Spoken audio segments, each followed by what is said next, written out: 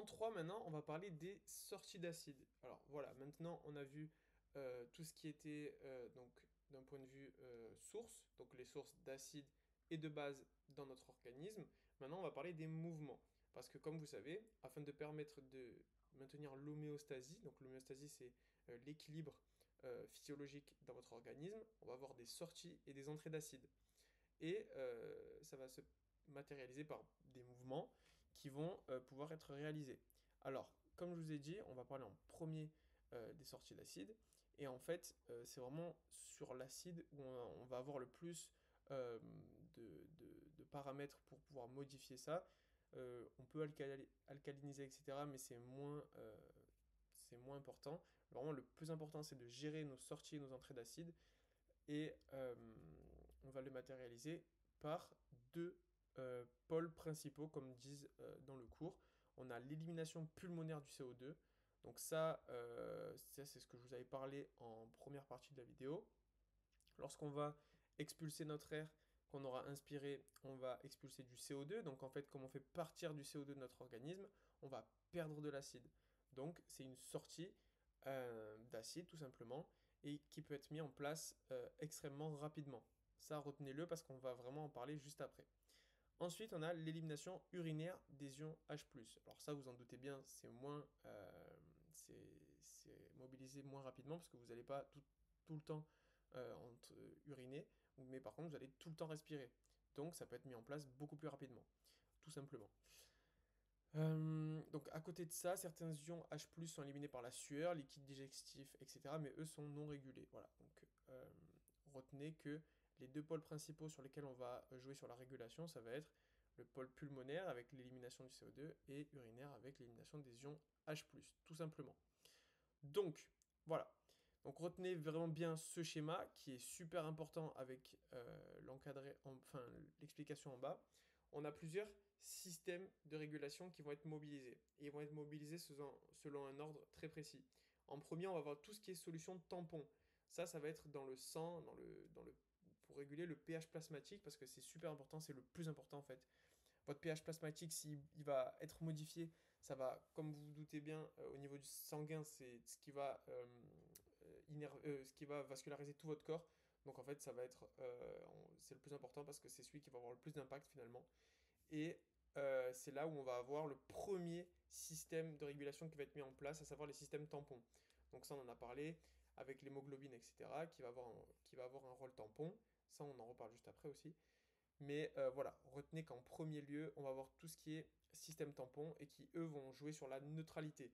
C'est-à-dire que si on a une hausse de pH, ils vont le baisser, et si on a une baisse de pH, ils vont le augmenter, tout simplement. Ensuite, comme je vous ai dit rapidement tout à l'heure, ce qui va être mis en place, ça va être la ventilation. La ventilation, on respire tout le temps, ça peut être aussi un mécanisme qui va apparaître de manière très rapide. On va pouvoir respirer et en rejetant du CO2, ça va pouvoir permettre d'éliminer donc de l'acide et ça va être le deuxième système qui va être mis en place. Ensuite, le troisième système qui va être mis en place, ça va être l'élimination urinaire des ions H+. Ça, vous en doutez bien, ça va être moins rapide, euh, moins mobilisé en premier que les deux autres. Donc, c'est tout simplement en troisième position. Et ça va permettre, c'est pour ça qu'on a dit en premier que votre urine était acide, parce que vous allez tout simplement rejeter des ions H+. Voilà, tout simplement. Si vous comprenez ça, je pense que vous avez compris l'essentiel. Et voilà. Donc, comme je vous ai dit, on a des systèmes qui vont être tampons. Donc ça va être surtout dans le sang. Donc pour maintenir le pH sanguin dans les normes. Et retenez qu'on a des tampons intracellulaires dans les hématies, qui sont l'hémoglobine, comme je vous ai dit. Et on a aussi des tampons extracellulaires, notamment donc les bicarbonates. Les bicarbonates qui, eux, vont permettre d'augmenter le pH lorsque celui-ci baisse et il est présent donc dans le plasma, les liquides et le LCR. Voilà, retenez ça tout simplement et je pense que vous avez compris. Le bicarbonate, donc c'est quelque chose qui va alcaliniser, donc comme je l'ai dit, augmenter le pH. Donc voilà, là c'est un peu ce qui est répété donc, de ce que je vous ai dit. On a des tampons intracellulaires et extracellulaires. Donc voilà. Et on va surtout nous regarder quels sont les mécanismes qui vont permettre cette régulation. Donc on a dit la ventilation. Donc le CO2, il va diffuser le sang vers l'alvéole. Donc voilà, c'est une diffusion libre, ça retenez-le, c'est quelque chose qui est à connaître par cœur, c'est super important. Et en fonction de cette diffusion, on va parler de pression. Et c'est super important parce que ça va être ce qui va être écrit juste après. On a la pression en O2 et la pression en CO2. Alors voilà, là ça peut quelque chose qui peut être un peu compliqué à comprendre dans un premier lieu, mais je vais vous expliquer tout ça.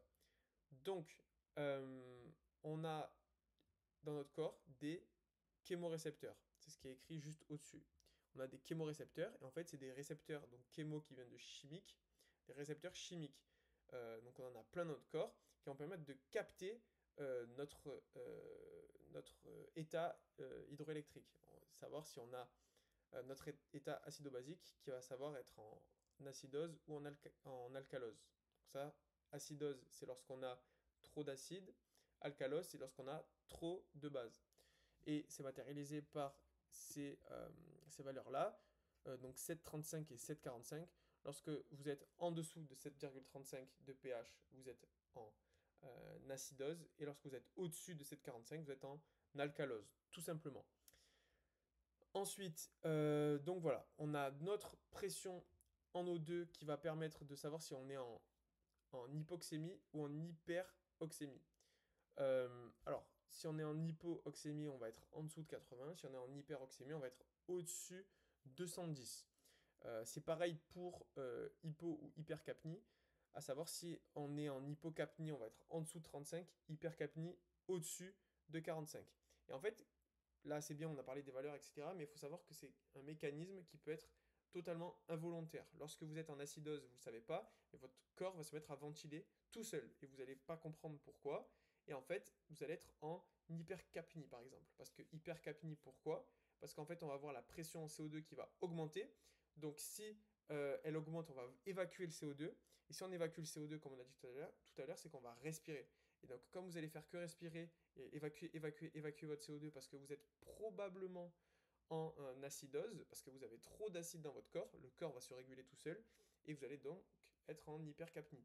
Et ce mécanisme-là, il peut s'adapter à toutes les situations, et vous allez être donc en hypocapnie si c'est inversement à ça. Et voilà, je pense que vous avez compris. À savoir que l'hyperoxémie ou l'oxémie, tout simplement, enfin l'hypoxémie, c'est un mécanisme qui est moins mis en évidence, mais je pense que vous avez compris. Donc voilà, comme on dit, on a des chémorécepteurs périphériques, et ça va permettre de réguler tout ça. Donc les chémorécepteurs centraux sont au niveau du bulbe rachidien, etc. Bon, voilà, ça, retenez-le.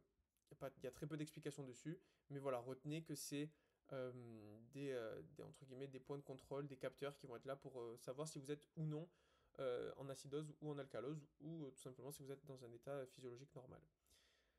Donc, comme je vous ai dit, une hyperventilation conduit à une diminution du CO2. Alors, pourquoi une diminution du CO2? C'est parce qu'on va l'évacuer, tout simplement. On va respirer et on va l'évacuer. Donc, ça va vous faire baisser votre surcharge en acide si vous êtes en acidose, et ça va vous permettre de vous réguler dans les valeurs normales. Donc voilà, ça, pas plus d'explications là-dessus. Je pense que je vous ai tout expliqué. Et ensuite, on a la dernière régulation qui va être la régulation rénale. Donc en fait, le rein, imaginez ça comme un long tubule, entre guillemets, qui va avoir plusieurs compartiments, dans lesquels on va avoir des compartiments qui vont sécréter des molécules et d'autres qui vont en réabsorber. Et le rein, entre guillemets, il va surtout réabsorber les bicarbonates. Voilà, tout simplement. Donc voilà, les ions bicarbonates vont être filtrés vers les voies excrétrices, puis réabsorbés vers le sang. Et on va éliminer les H+. Comme je vous ai dit, vos urines sont acides et vont éliminer du H+. Et en fait, le rein va, en fonction de votre état acido-basique, réabsorber ou non des bicarbonates pour pouvoir réguler donc ce déséquilibre. Tout simplement, retenez ça, et je pense que c'est très bien pour ce premier cours. Donc voilà, imaginez le rein comme un long tubule, comme je vous ai dit, et on va avoir différentes sécrétions et réabsorptions. Donc voilà, donc comme je vous ai dit, on a l'acidose et l'alcalose. Et en fait, c'est des états qui vont être matérialisés par des valeurs. Donc comme je vous ai dit, pH en dessous de 7,35, acidose. On va avoir une hyperventilation pour enlever cette surcharge en acide. On va beaucoup respirer, on va évacuer du CO2, et on va donc revenir dans les valeurs normales. Ensuite, à l'inverse, on a l'alcalose, où on va avoir plusieurs mécanismes qui vont être mis, notamment On peut aussi être en hypocapnie lorsqu'on va être en alcalose, car on ne va pas, on va garder nos acides, parce que si on les évacue trop alors qu'on est en alcalose, on va perdre tous nos acides, en fait l'alcalose va progresser. Donc voilà, retenez que l'acidose, on va beaucoup respirer, l'alcalose, on va beaucoup moins respirer pour garder nos acides tout simplement. Et on va avoir d'autres mécanismes qui vont être mis en jeu, notamment comme je l'ai dit, à savoir le pH sanguin qui va être régulé en premier lieu, ensuite pulmonaire et après rénal comme on a vu en dernière partie. Donc je ne sais pas si cette vidéo sera en deux ou trois parties parce qu'en fait je crois qu'on a beaucoup parlé, mais en tout cas on se retrouve pour la dernière vidéo du contrôle et troubles de l'équilibre acido-basique et j'espère euh, que vous avez compris et si vous inquiétez pas, si vous avez des questions, vous nous posez des questions et on vous répondra tout simplement.